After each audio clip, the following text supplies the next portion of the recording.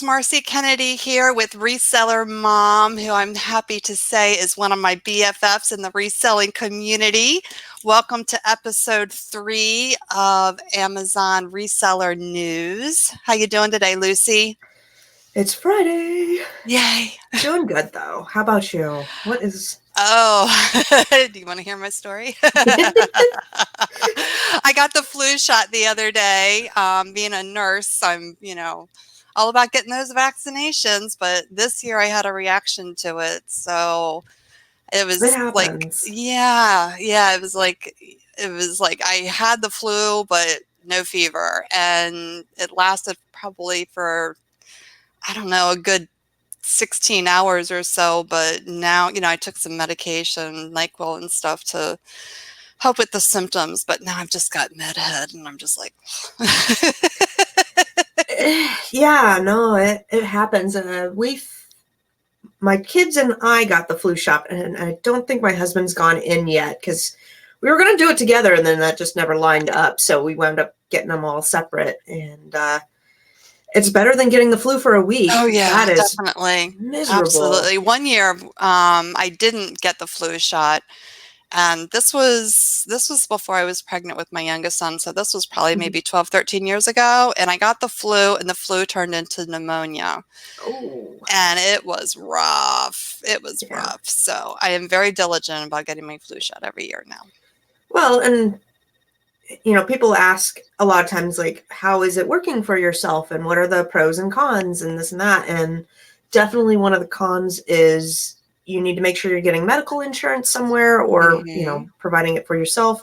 And then, especially when you're starting up, there's this huge phase that if you aren't doing it, your business just doesn't do anything. So, I'm starting to get employees and have stuff in place. And I love that if I am sick, I'm not as stressed out as I was when I was at a job, but it's still stressful. It's not like it's not stressful. It is, yeah, because I wanted to get my shipment done on Wednesday, and then I changed my work schedule. I wanted to do some RA instead, so I did that. Thinking, I'll get my shipment together on Thursday, and of course, yesterday I crashed and burned, and here it is today, Friday afternoon, and my shipment's still not done. Yeah. Whoops. I got some shipments, and then my husband worked from home yesterday, so I wound up going to Burlington, one of my faves. Yes. And every time I go into a store, I like to try different areas out and see if like that store has good in that section. So yesterday I spent some time in the men's pants and men's jackets, and like nothing. I was getting so defeated. Scan, nothing. So after about 20 minutes, I'm like, screw this. And I went over to the scrub section and filled my cart. I just couldn't believe it. The amount of scrubs for $11.99 to $13.99.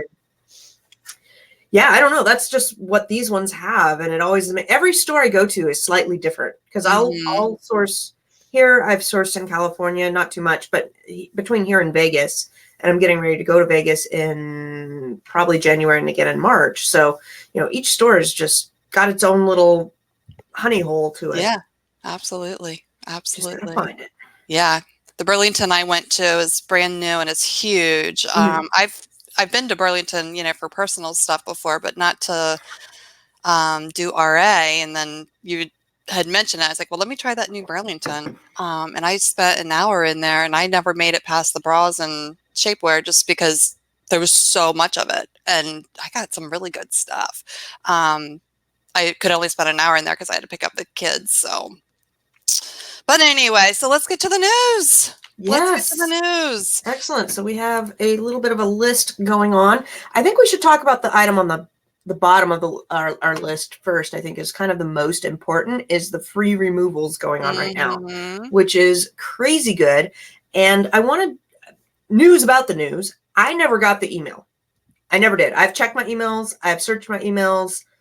I looked in my emails. I was watching this because I saw people posting it on Instagram. So it's very important to follow groups or whatnot, so that, if you miss certain key news things like this, then you can go check it. So what I did was I go to the Seller Hub front page, and they had the news on there about the free removals. Yes. And I think I did get the email, but it was like a 2-piece, 2-part email, and with the Amazon emails, their wording is always bad. So you have to really focus on what you're reading when you're reading Amazon emails. Oh yeah, it's dry because it was thrown in with some other information, and I think I had missed it.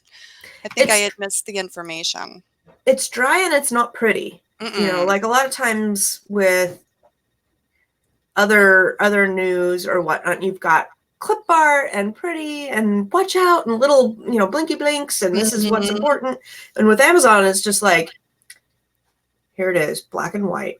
It's almost like reading patents, and I read a lot of patents back in the day, and they're dry. So anyhow, on the front page, and I'll paraphrase it here. I brought it up on the screen here, but it says effective January 1st, the IPI threshold for storage limits is going to be moved to 400 and previously 350. So we can talk about that today as well, because I think that's a huge nugget right there. And so, pretend the flashies are there. But the most important part for this month is if you have a score of 350 or above at any point in October, any point, you will be able to waive your removal fees for orders that you submit by 11:59 p.m. Pacific time on October 31st. And so, boy, I don't know. Do you want to start with that? There's a lot of points to it. It starts October 14th, or started October 14th. So even some of the inventory I looked at, last week, knowing that it was starting this Monday, I just held off and removed it starting Monday. But yeah, what I did, my strategy is January will be my 1-year marker. So anything I have coming up on 1 year, books that are slow moving, or just some slow moving inventory, I just pulled it all. I was like, I'll just pull it all, and then look at the keep it charts, and if I decide to send it back in, I'll send it back in.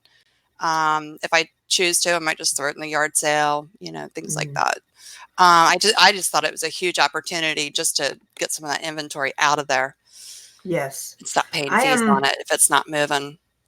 I am completely torn. I have some items that I am trying to just move, and I think they will move during Q4.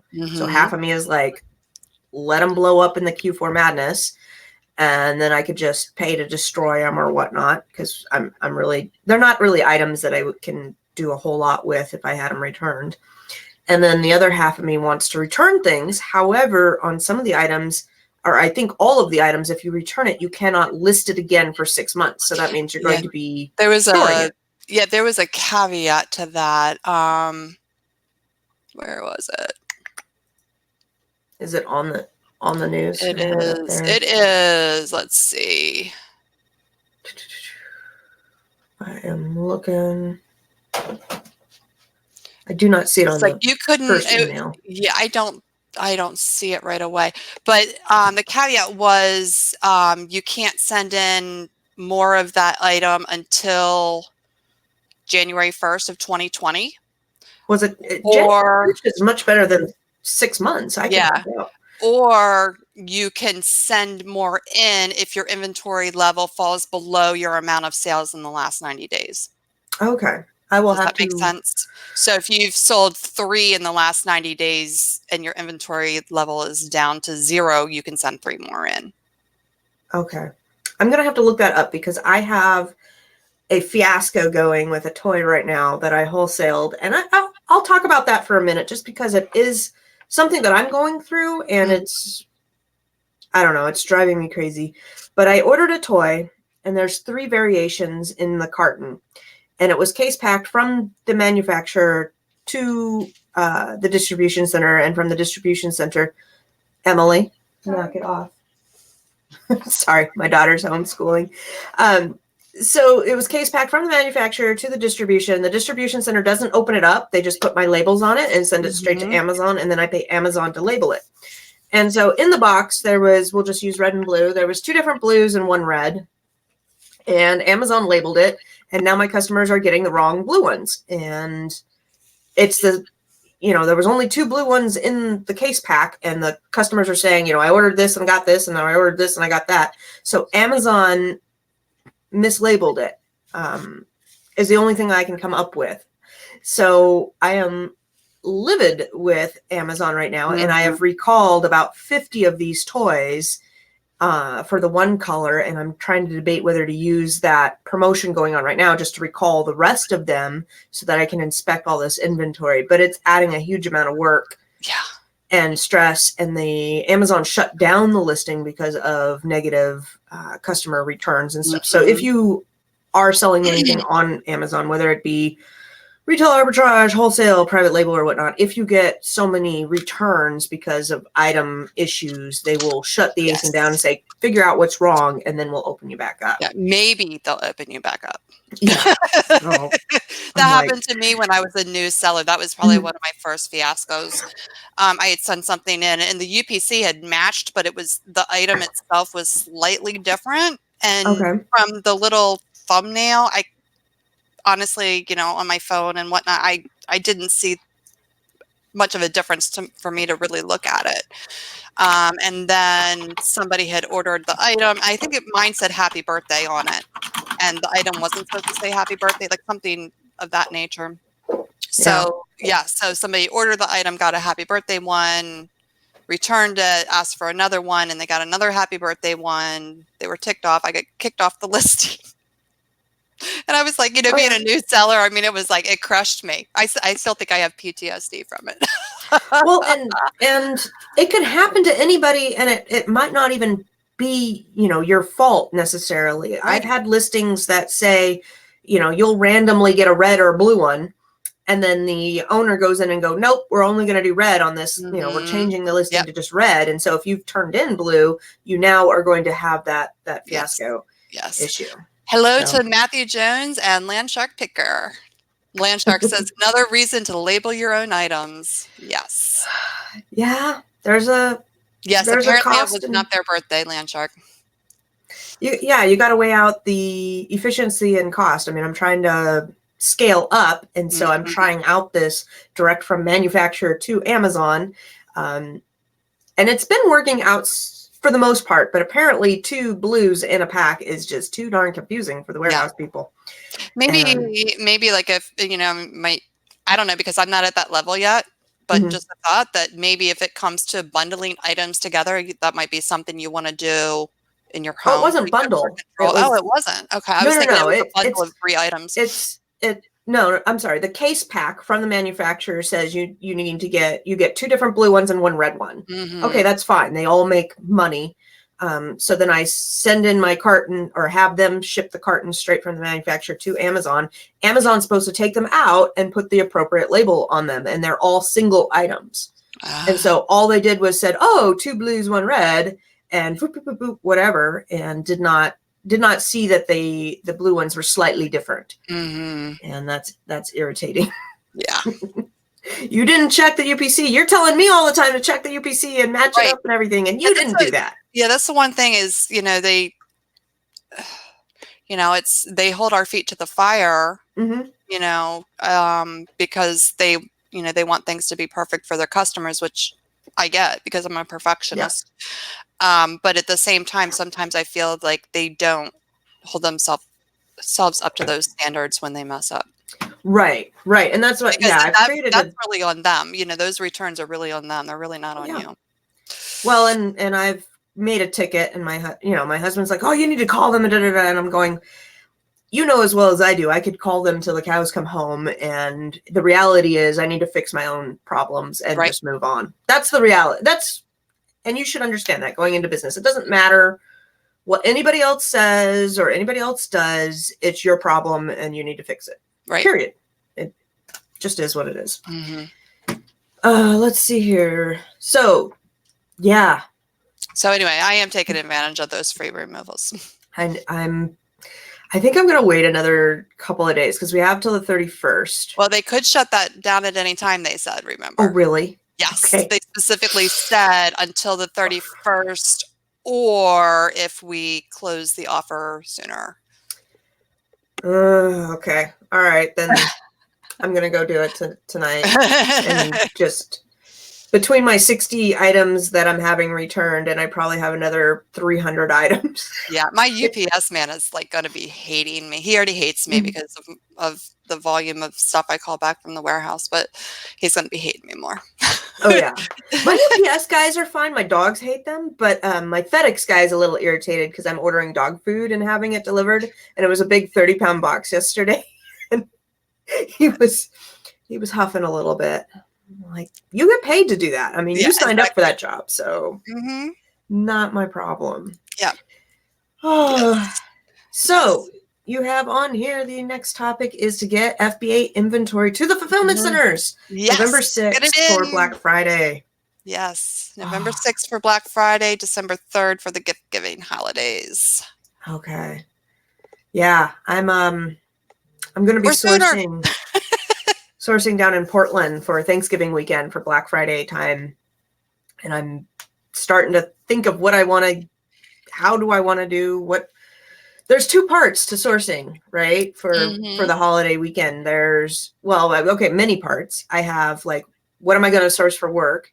And then that's to resell. And then do I need any equipment? Because Black Friday and Cyber Monday are great times to swoop in and get that Dymo printer or that scanner you've been wanting to get. My new computer. Yeah, new computer, any supplies like that. And then, of course, we have like personal stuff that we look out for. We need a new electric blanket and, shoes, and, there's always something we need at the house. So I've got to start brainstorming on that. Do you go shopping on Black Friday? No. At least I haven't until now. This year I might be changing my mind. No, actually, last year, did I go out last year? Because last year I was selling on eBay. I may have gone out last year.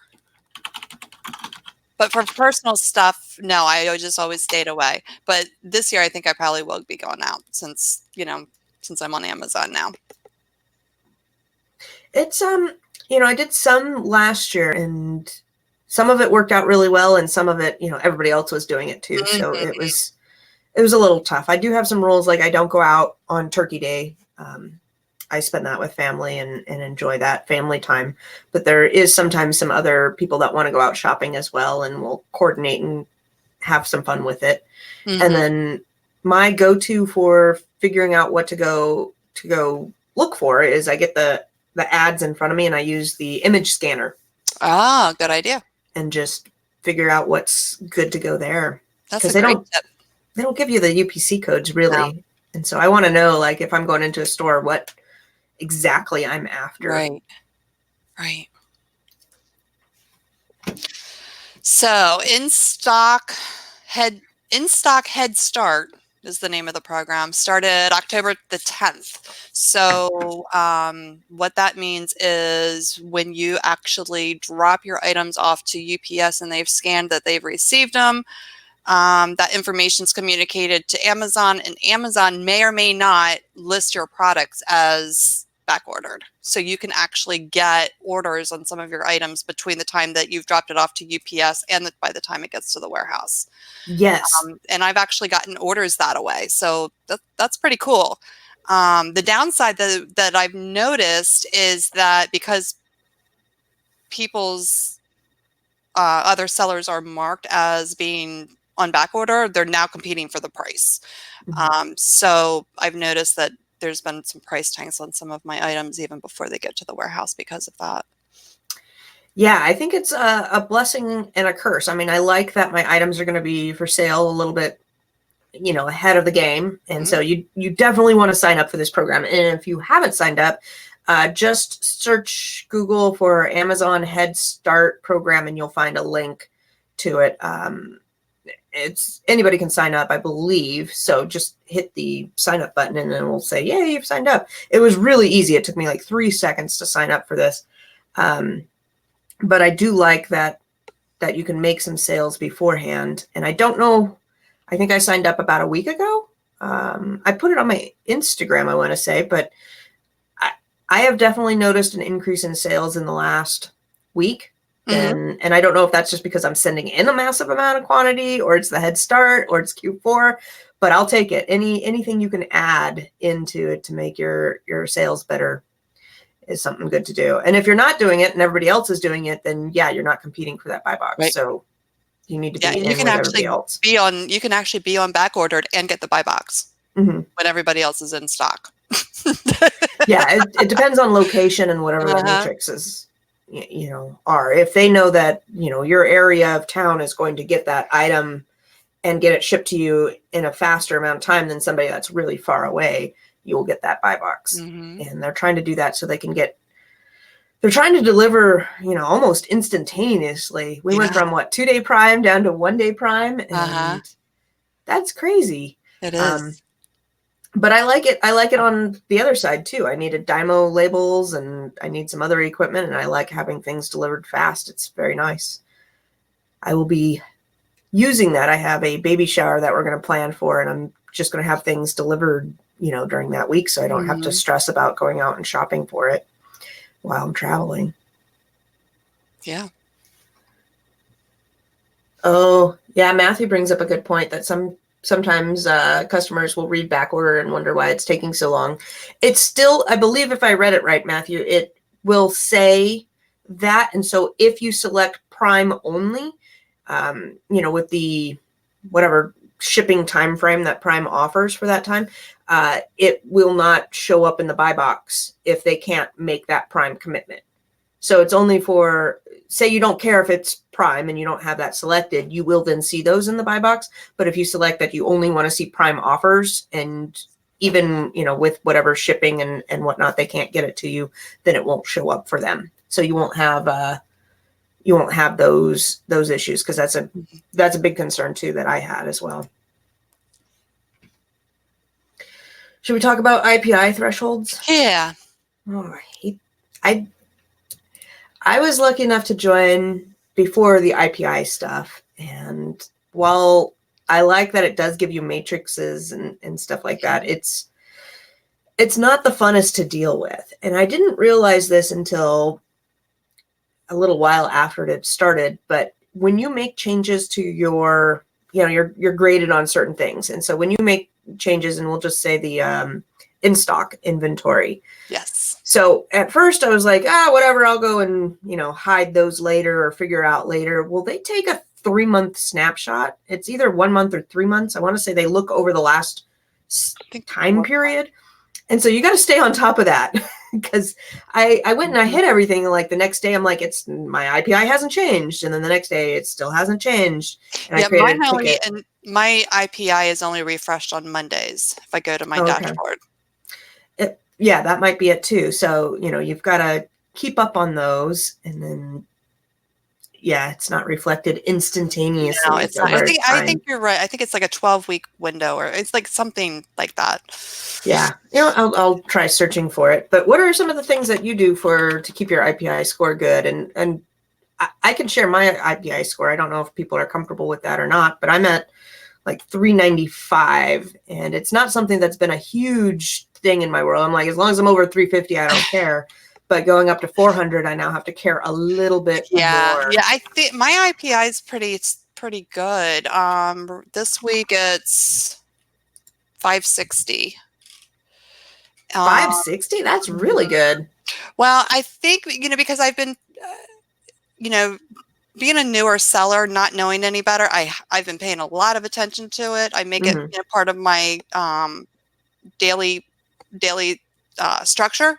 So I'll go in and, stranded inventory, I try to fix that right away. That's one of the things that impacts it. What are some of the other things that impacts it? Let's see, stranded inventory, excess units. I try to recall those sooner rather than later. SKUs to restock is another one. So what I've been doing is, when it tells me, like today it's telling me I have 55 SKUs to restock, but I don't do replenishables. I have very, very few replenishables. So I go in and I select, not replenishable on those particular listings. I do that daily. Now, do you do that for each individual, or do you just do the bulk hide recommendations? No, I do each individual one. See, I do the bulk hide recommendations. I don't know if there's a pro or con to doing it your way or the other way, or if it's the same thing. It Just won't tell me if I tell them that it's not replenishable, then it doesn't tell me to restock it, so it keeps that number down. okay. I might have to go do that, but there's a lot of them. Yeah. I wish they had a bulk edit. All right, Yeah, that so would be nice. And then days in inventory, I only have 88 days in inventory, which is not a lot. Mhm. Unfortunately, like I said, I haven't sent a shipment in for 2 weeks since I haven't been feeling well. So I just got distracted. But anyway, yeah, so I'm hoping to get my days in inventory up. Plus, I just recalled, you know, like I said, all my inventory that was 6 months or older. Mhm. Well, I looked it up while we were chit-chatting here, and it looks like your quarterly review schedule is mid-quarter, end of quarter, and beginning of quarter. So 3 times a quarter, so 12 times a year. They will check, and if you're below 350, you'll get a reminder. And then they have a bunch of stuff on it, but a lot of it's not very detailed. Yeah, I had printed out the metrics for the IPI. I don't know what I did with it. Me with my medicine head. Good grief.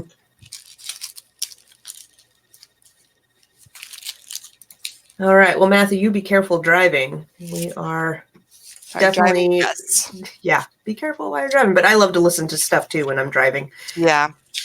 Oh, all right. ASD. Let's talk about ASD. Dang it. I can't find it. Oh, well, let me know if you do. Oh, you know what?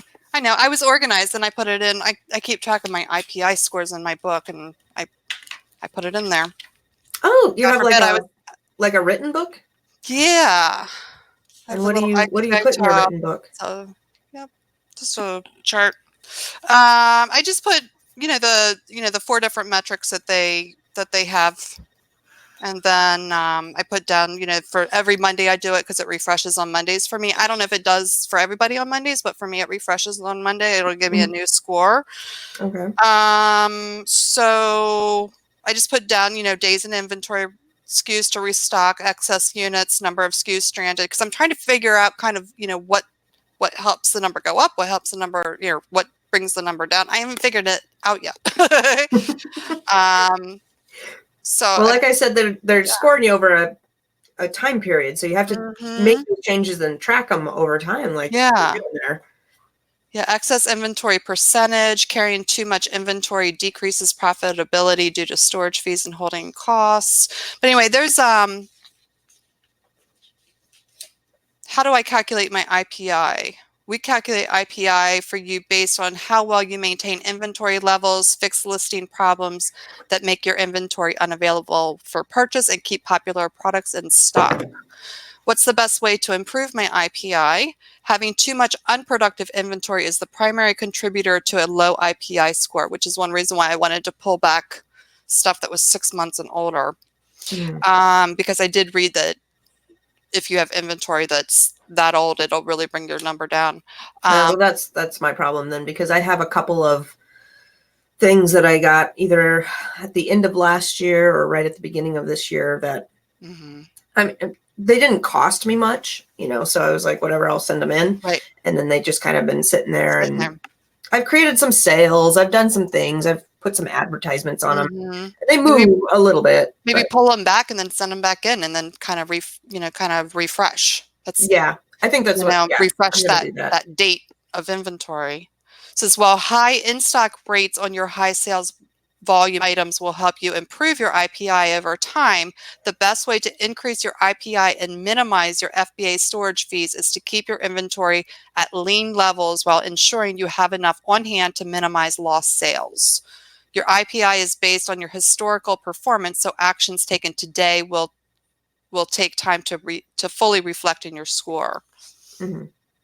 How does my FBA in-stock rate affect my IPI? Your FBA in-stock rate indicates how much value you're getting out of your products by staying in stock on replenishable ASINs. For example, if you go out of stock on a popular product, your lost sales represent a missed opportunity to increase your IPI. However, IPI points are not deducted for running out of stock nor for the type of inventory you offer.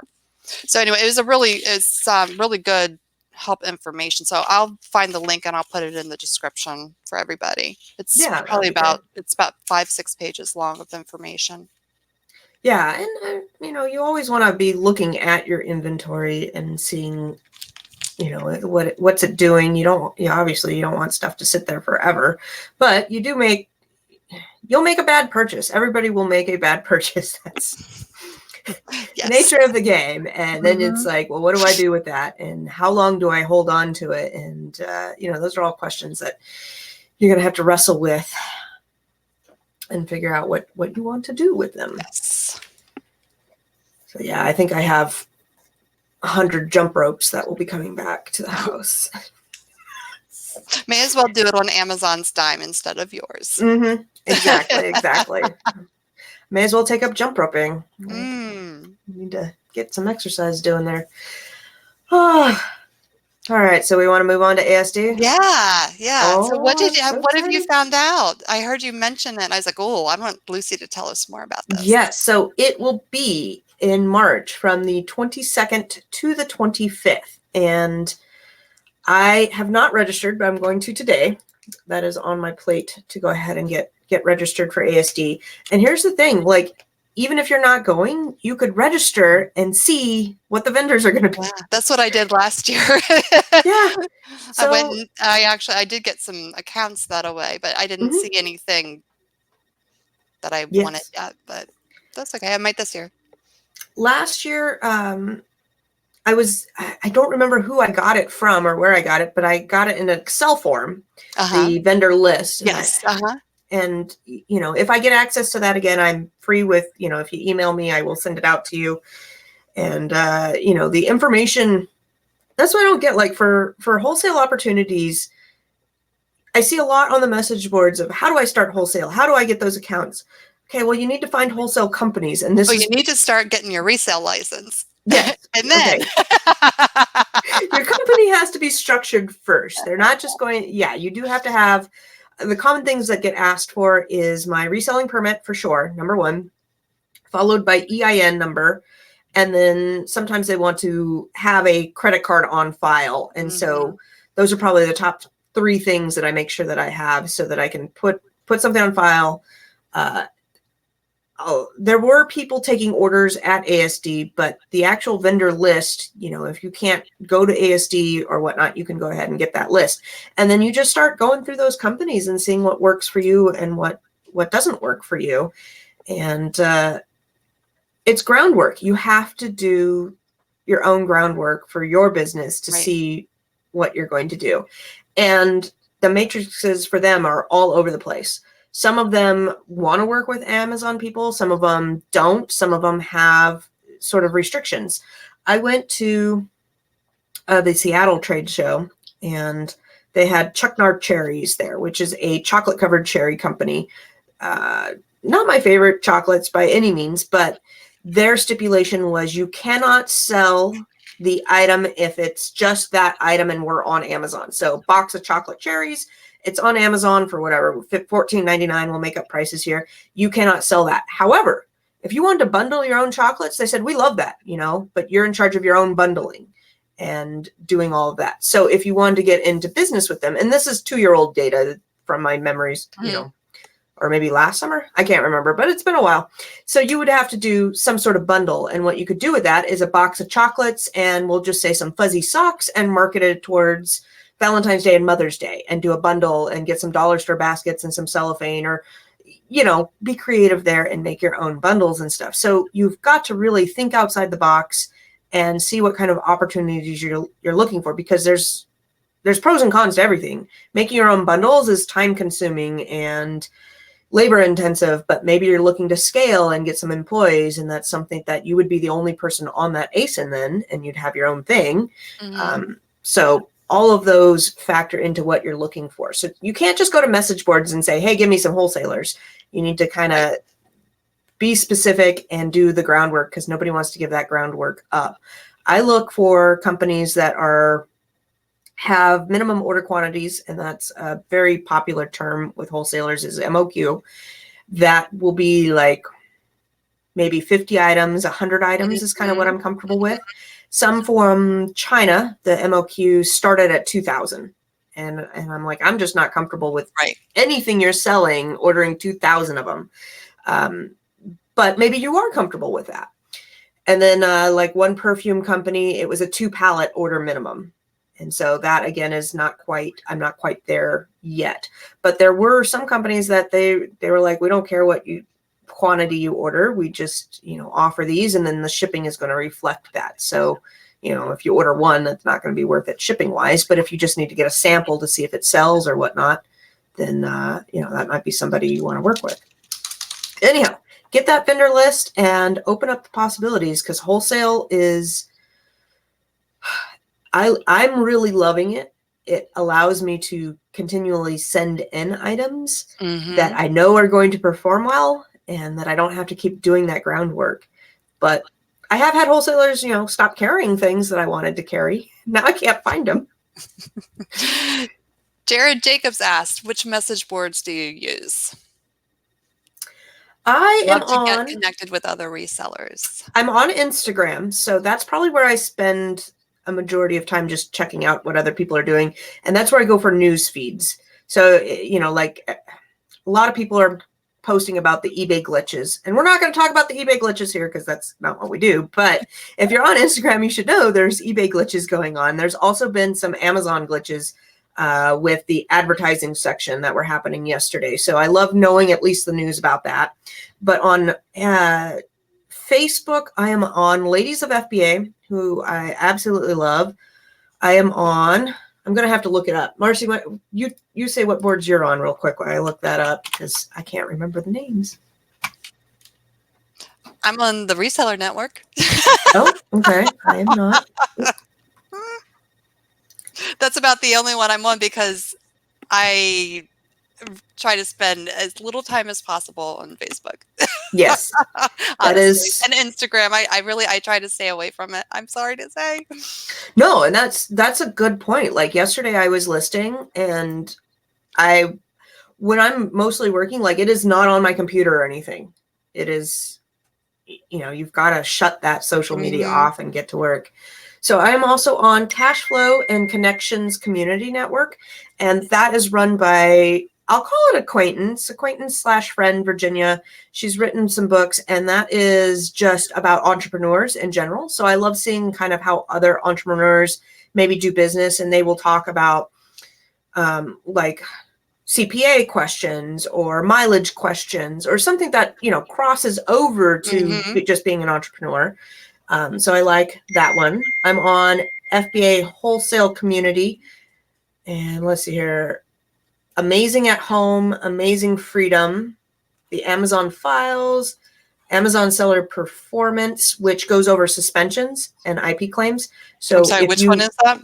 That one is Amazon Seller Performance, and then it's got a bracket, suspensions, right owners, and legal issues. And they have some lawyers and IP people that will help you out. Yeah. The Thrifting Board, because I met them at eBay Open. A lot of them. And then FBA Tactical Arbitrage, because TA is a program. Tactical Arbitrage is a scavenges the internet for sales, and it's a program. It's kind of expensive. I want to say it's $180 a month, but it is something that if I wanted to go into online arbitrage more, I would be interested in. So I'm kind of following that. And yeah, that's it for Amazon related boards that I follow. But by far the Amazon Seller Performance, which is all about the legal issues, is probably the biggest one that I would recommend joining, especially if you are joining the game and you're worried about IP claims and how to avoid them, how to not get yourself suspended. That's a pretty big one. Yeah. And then I love Ladies of FBA, but that is female only. So let's see here. Matthew says his sales have been down today and yesterday on Amazon. Yesterday was bad for me too. Today's been bad for me. Today's not been as bad, but yesterday was a dip. And I've kind of, I don't know when this is my theory, when they are doing stuff with your account, like scanning in products and stuff, I think you go off the buy box for a chunk of time, but that's my theory. I don't know. That's my conspiracy theory of the day, because I'll notice Check like your I don't repricer, Matthew. yeah, Check your repricer. repricer. Have you been on your repricer lately? Do you And use a repricer? there's other things that factor in too. I noticed like on Easter, my sales are always low on Easter Day, and then payday is usually a better day for me. And then there's, all sorts of holidays and weird things that Yeah, go on. Wednesdays are rough for me. Wednesdays, I always have a dip. Mm.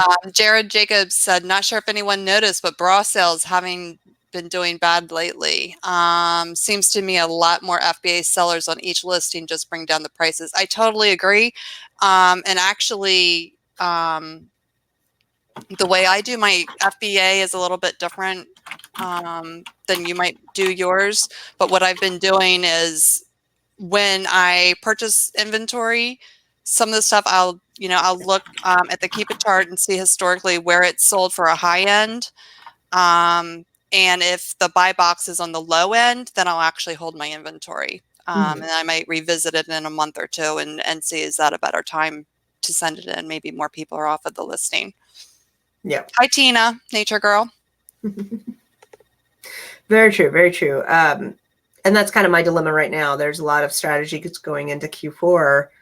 Wait for a higher price because we know their sales are going to reflect, or they're just going to be more inventory there, so you're going to have more competition. Mm-hmm.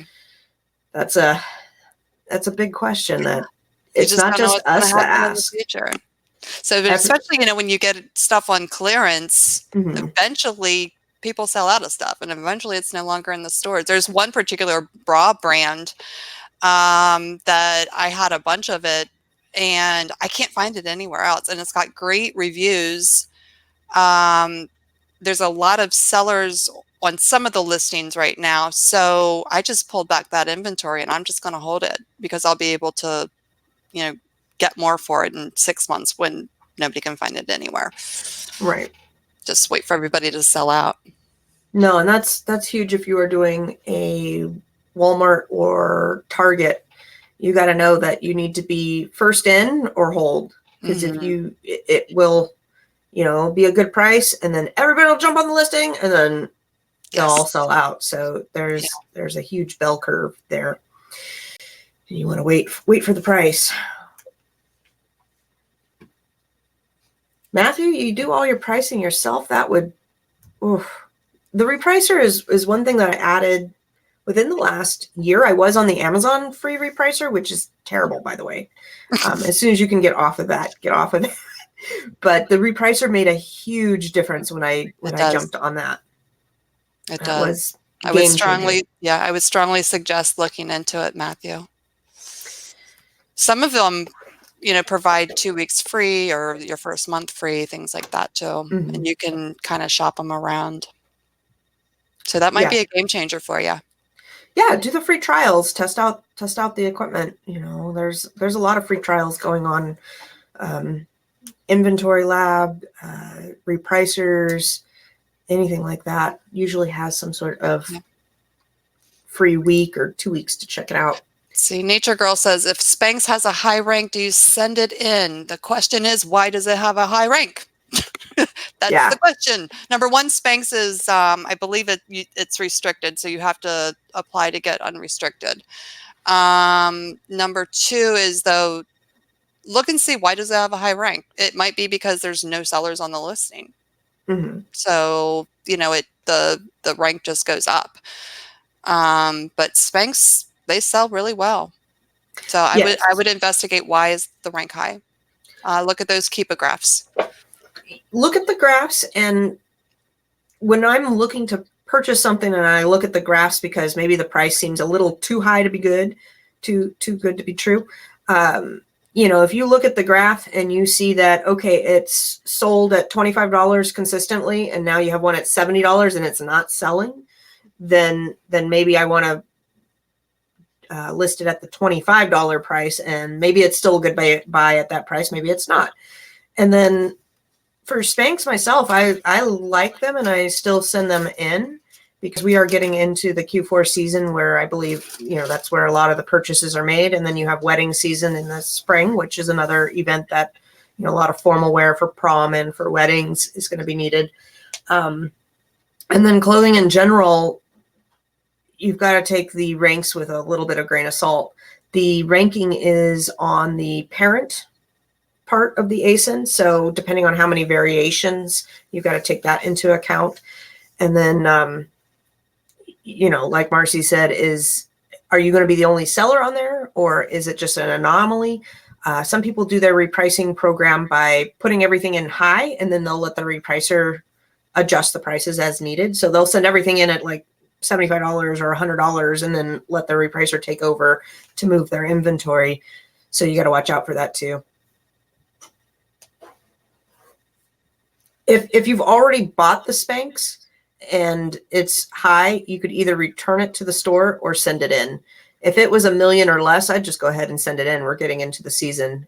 If it's way more or you think you're going to take a loss on it, see if you can return it to the store.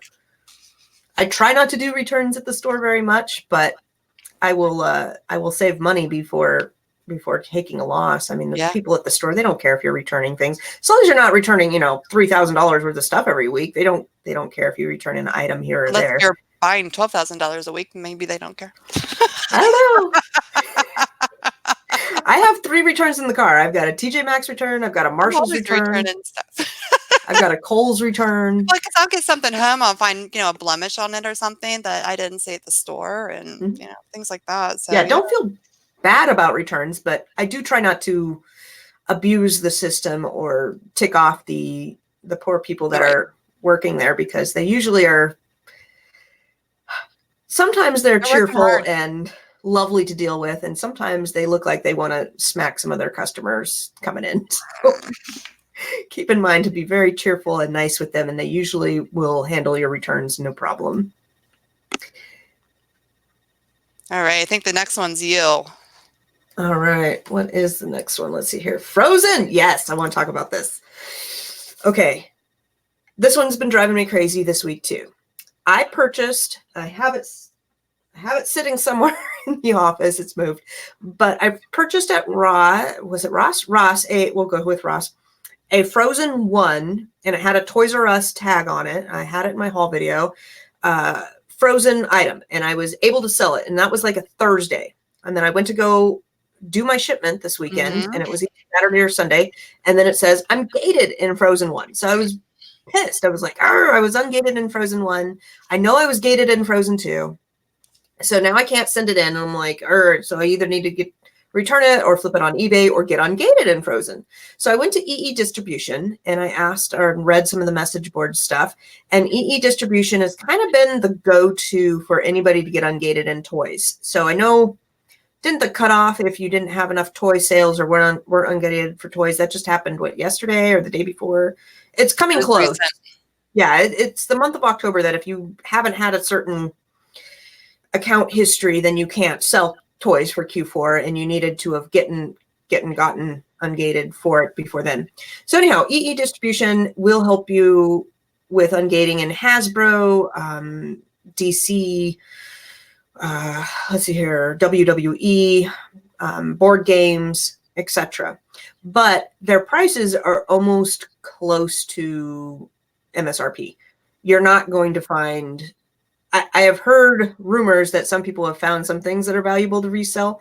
I don't know what their matrices are, but I have not. I've spent some time on there. I've never found anything really to sell. But if you want to get ungated in one of the big brands, like we'll say Nerf, you can go there and find the cheapest Nerf product and buy 10 of them. And there you go. You've paid for your invoice. You have your invoice to submit. It's legit. And now you have 10 Nerf products that you either need to sell on Amazon and maybe break even, maybe even a little bit of loss. You can sell them on eBay. Maybe you have a birthday party coming up and you can give out Nerf guns or something. I don't know. Get creative with that. But you now have been ungated for said product. Okay, so I was searching on there and they have Frozen 1 and Frozen 2. And from what people have said on the boards for using EE Distribution with getting ungated with Frozen is that you need to match the invoice to the exact item that you're going to do. So then you've got to have 2 tabs open, and you've got to look and see what they're selling, and then what are you gated in, and find a product that you could get ungated with that matches up exactly. And then I would buy 10. I have heard some magical numbers of 3, of 10, of 20, of 3 different kinds. I don't know exactly.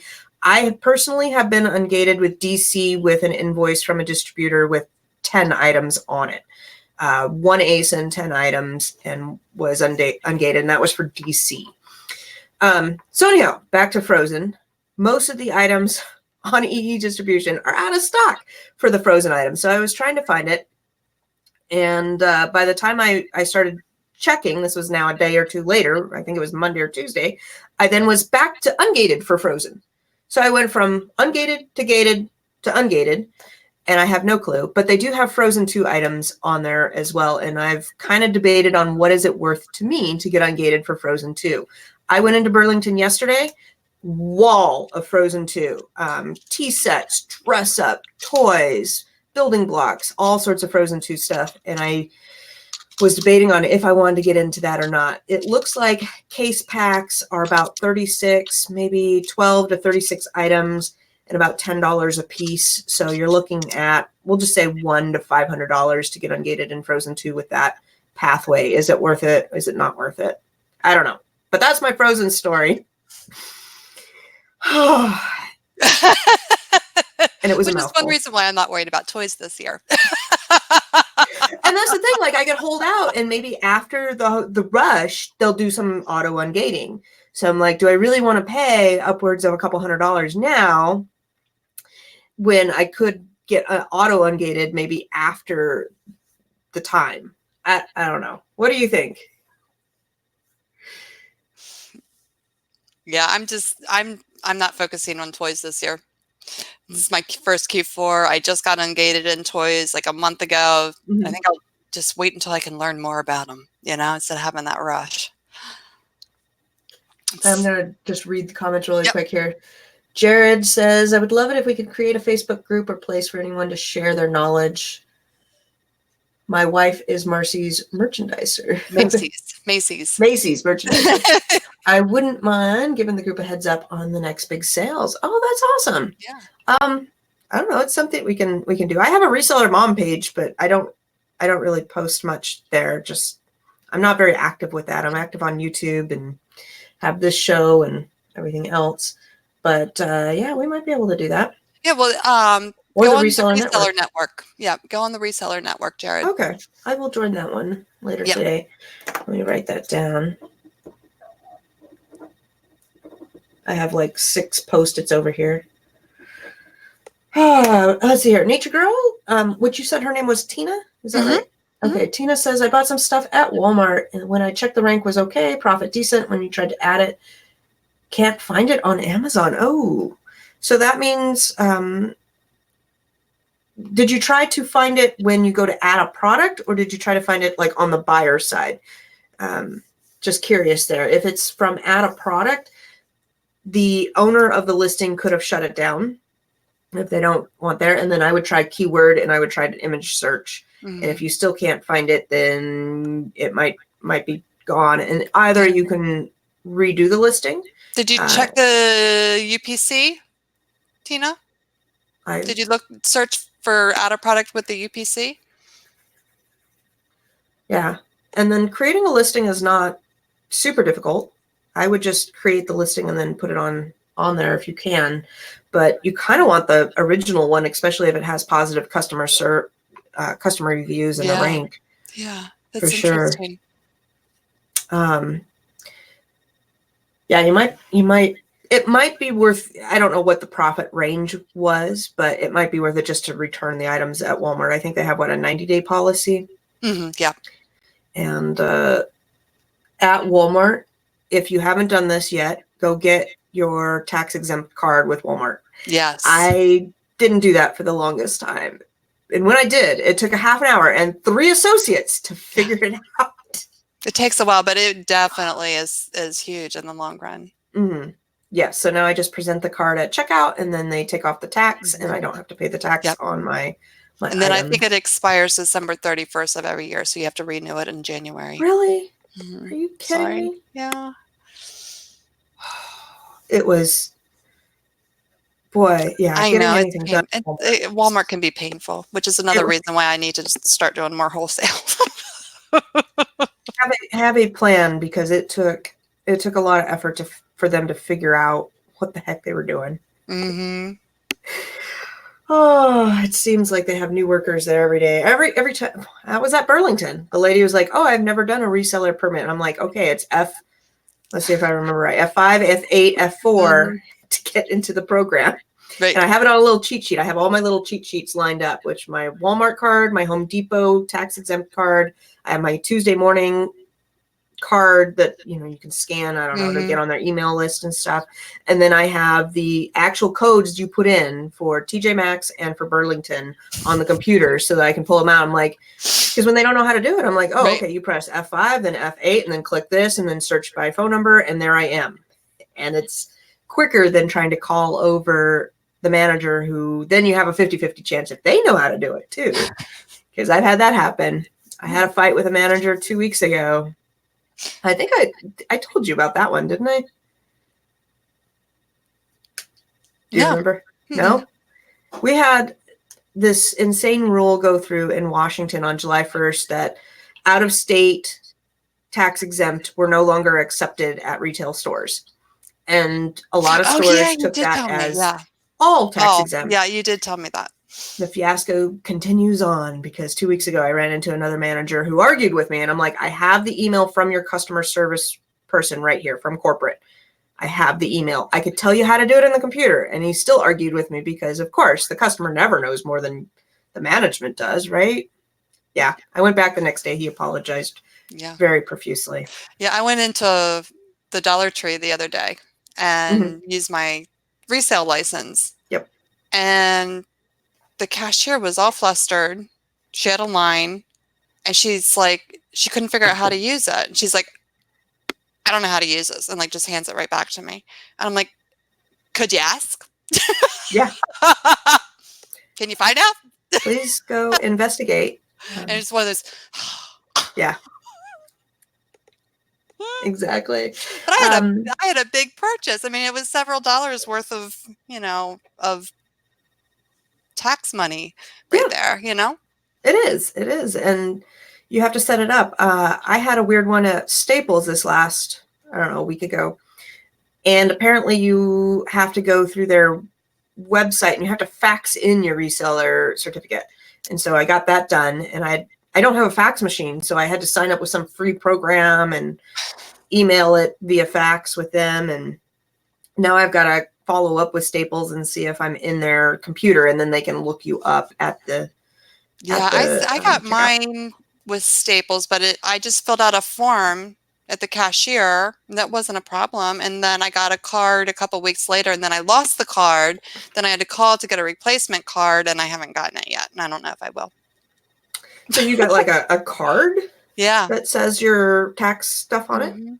Yeah, like that. It's like whatever their system is, yeah. Huh.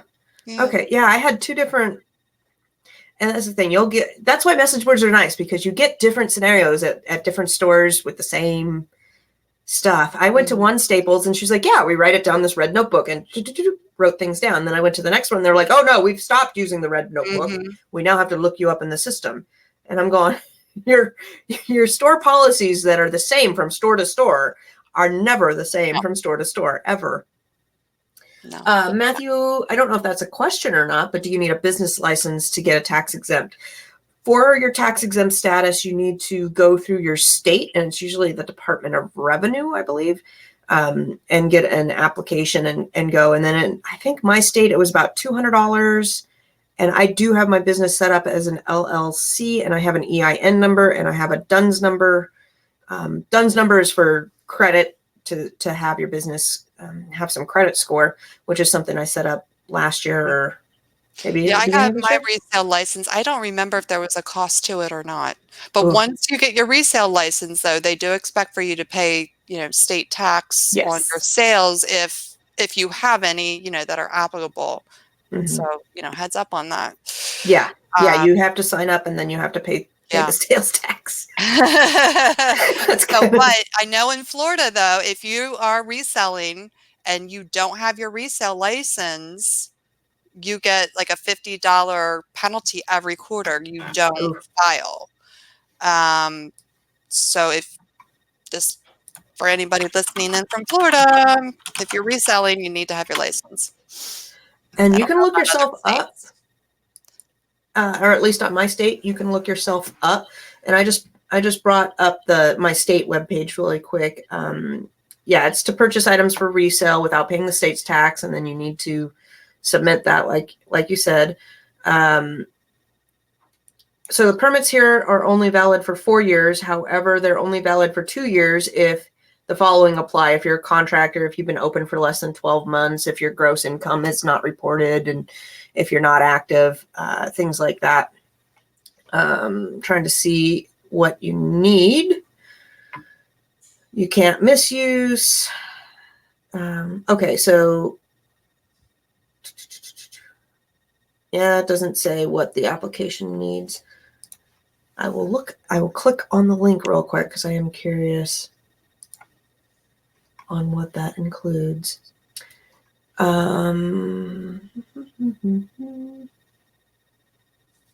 Okay.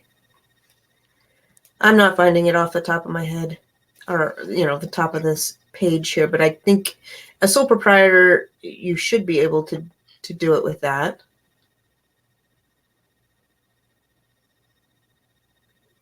Yeah, I think I got my resale license before I became an LLC. Sole proprietor, you should be able to do it. Yeah. That would make sense.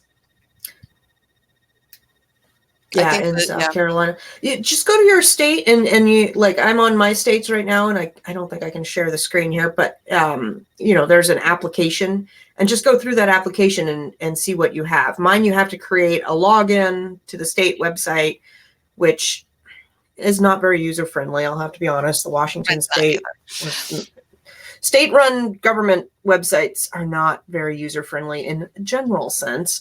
And Yes, then Matthew, look up when you're not driving. That's an awesome idea.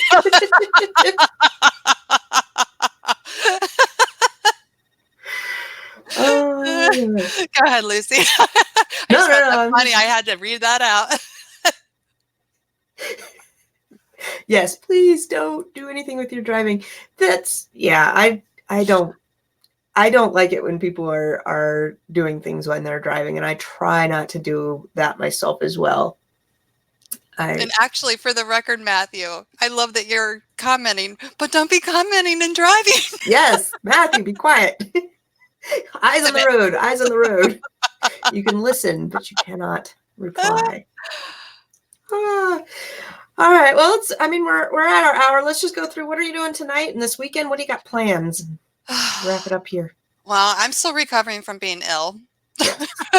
For those that missed my story at the beginning of the show, I got a flu shot and got a reaction to it. So I've got like flu-like symptoms. So I have a lot of medicine head. I'm feeling better, just a lot of medicine head. But like I have to kind of go back to bed. So I think today I'm just gonna go nurse it a little bit more. I am so backlogged in my inventory just to process everything and get it out of the house. I've got to get a shipment done. I just have to. And then Sunday, I think we're going to go back to that amusement park fun spot. Nice. Yeah. How many items do you typically do in one shipment, if I can ask? Like, do you build up to a certain amount? Like, okay, now I have enough, I'm going to send it in? Up until, last week I wasn't feeling well. This week I wasn't feeling well. So I've missed a shipment for the last 2 weeks. But my goal was to do $1,000 $2,000 in profit a week. And that was for like maybe the last 6 weeks prior to not feeling well, getting ready for Q4. So that was anywhere between 90 items to 124 items. Nice. Yeah. And then before that, I did as little as 34 items in a shipment. Yeah. So it Very just good. kind of depends on, what am I sourcing? What am I finding? How much profit, Yep. per item? Because a lot of times, especially when I started, I did a lot of little items, little items for little profit. Yes. Little investment, little profit. Now I'm doing, a lot more clothes. So they're taking up a lot more space. I'm doing a lot more boxes and things like that. So how about you? Well, real quick, I went to the South Carolina Department of Revenue, and it looks like you need a retail license. It's going to cost you $50, and then maybe you can get your tax exempt license. But it's right out there on the South Carolina Department of Revenue, so you'll have to go there. So tonight, I am making wine. I'm a wine person, and my friend has grapes, and every year we make batches of wine. And tonight is grape picking, so I will be picking grapes. Great. And getting them into the containers to start this year's batch of wine. And then it takes us about 2 months or so from start to bottling and being able to drink it. So that's my fun time tonight with my friend. We will be drinking wine as we make wine. We will be drinking our own wine. We've been doing it for a few years, and sometimes it turns out really good, and sometimes it's not so good. But for the rest of the day, I have a ton of stuff here. I did want to say that I've been having some really good luck with beauty products at the Marshalls and whatnot. And so I'm going to probably do a video on how I prepare my beauty products, because it's time. It's time to do that. And then I'm going sourcing this weekend. I got to map that out, but that's kind of exciting because I'm going to another newish area. And I will new areas are always look fun. at the maps and see what's around there that would be exciting to go to that I haven't been to for a while. And what else? I think that's about it for my weekend fun and games. Tina said, "Hope you feel better, Marcy." Thank you. So yeah, I'm hoping to put out an RA video too. I do want to do an RA video. I look forward to that. I love watching other people's videos. Sometimes I watch reselling videos, and then I have some other, like winemaking is a hobby. I'll watch other types of videos that are out there that are, you just got to keep it fresh. Yesterday I was listening to TED Talks, which I like TED Talks. Are fun, and just different things there. And one of the things that I thought that was really applicable to the reselling life was he was talking about decision fatigue. And I had been wrestling with the, do I recall my items? Do I not? And that is huge. And I've got to work on that, because personally, I do have a lot of things going on, and I'll get decision fatigue. Yes. There are some days I'm like, I just can't make a decision. Mm-hmm. Yeah. And so that's why I was learning, just trying to. It's a bad feeling. Mm-hmm. It's a bad feeling. It is. And it can really stump you. You can feel depressed, or you just, shut down, and like I'll shut down, go watch TV or something. I'm like, I need a break, or, and so just self-help like that. Like, how do you curb that depression? How do you curb that talk in your head? How do you curb those decision fatigues? And what are some of them? And then how could you combat that, especially going into Q4? It's crazy time. We have, currently 2, 4, 6, 8 extra adults. It's looking like, at minimum, joining us for about 5 days during Christmas time. Wow.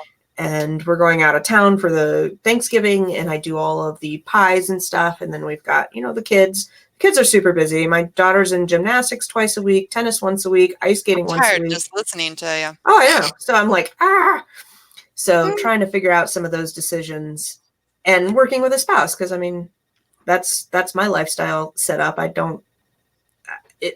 Being with somebody else is a blessing and curse. It has its own. You have your own issues if you're with somebody else, because you got to plan your life with somebody else. And then single people, maybe you're missing that you don't have somebody to plan with, or maybe it's a blessing. I don't know. But decision fatigue is something that I struggle with as well.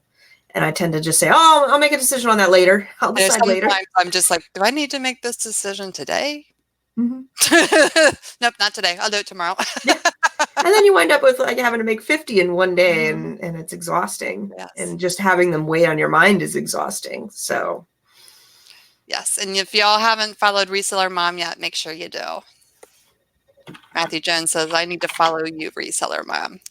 She's Yeah. awesome. And then it looks like Jared retracted his message. I didn't catch what he was writing about, but yeah, awesome, Matthew. Yeah, that's all I got for today. Okay. I've got to get some more like you. I'll be listing for the rest of the day until we go make wine. Yes. All right. Thanks, everybody.